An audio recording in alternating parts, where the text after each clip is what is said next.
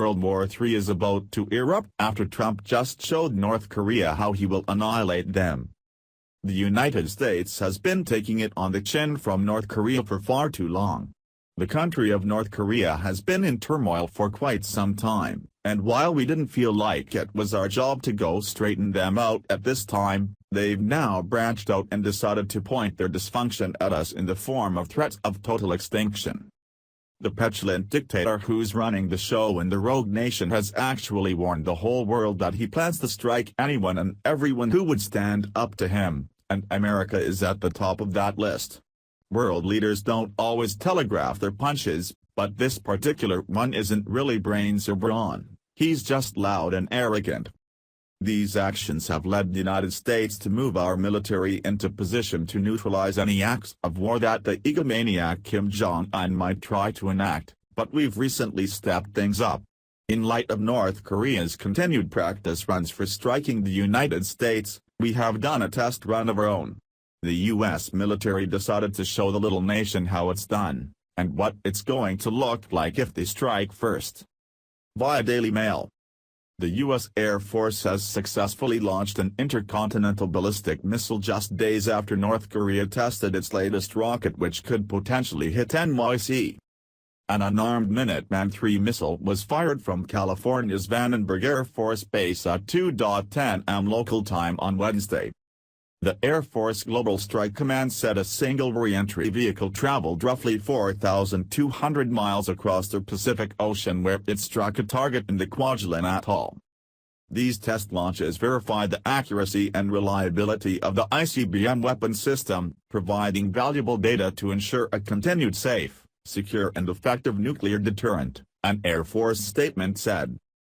Military chiefs said the launch had been long planned and was not directly in response to North Korea's rapidly accelerating nuclear program. The missile, which weighs almost 80,000 pounds and has a range of 6,000 miles, is an element of the nation's strategic deterrent forces, reports state.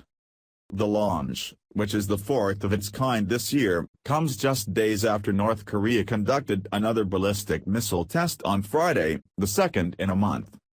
The two-stage Hwasong-14 missile traveled 2,300 miles into space before coming back down off the coast of Japan's northernmost island, Hokkaido. U.S. and South Korean experts have analyzed Japanese footage capturing the rocket's re-entry vehicle shortly before it crashed into the sea. They said the video suggests it failed to survive the extreme heat and pressure after re-entering the Earth's atmosphere following its launch. But the apparent failure likely means the North will conduct more flight tests of the Hwasong-14 missile to ensure the warhead could survive the re-entry from space and hit its intended target, the analysts said. The Hwasong-14 ICBM, which was first tested on July 4, follows decades of effort by North Korea to obtain a nuclear deterrent against the United States. Analysis of the flight data from Hwasong-14's second test has suggested that more of the U.S. mainland, including Los Angeles, Chicago and New York City, is now in range of Pyongyang's weapons. However, whether North Korea can arm the missile with a nuclear warhead and protect it throughout the flight are different questions entirely.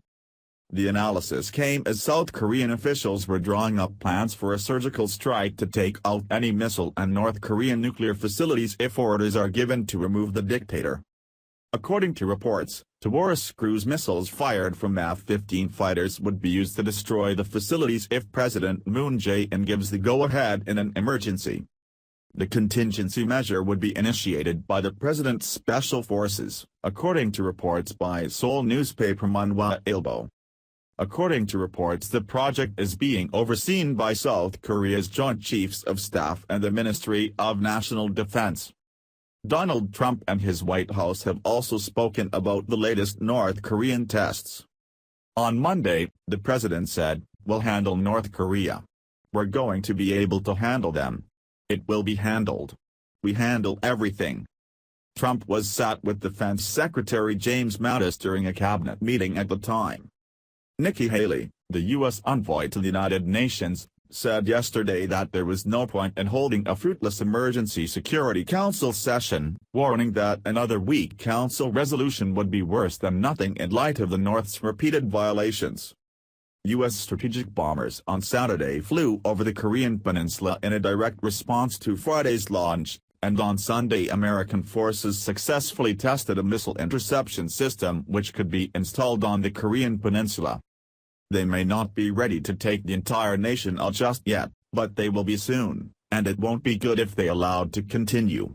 Our military is put in place to keep us safe, and while it's a controversial issue, many think that we should make the first move. North Korea has made its intentions clear, and waiting for them to strike first could mean a catastrophic loss of life, and that is just unacceptable. There are big concerns about what it would do to our trade relations with China, and it's valid to consider. However, it's also valid to consider that the best strategic move the United States can make right now is to put out an alert that we are not to be messed with.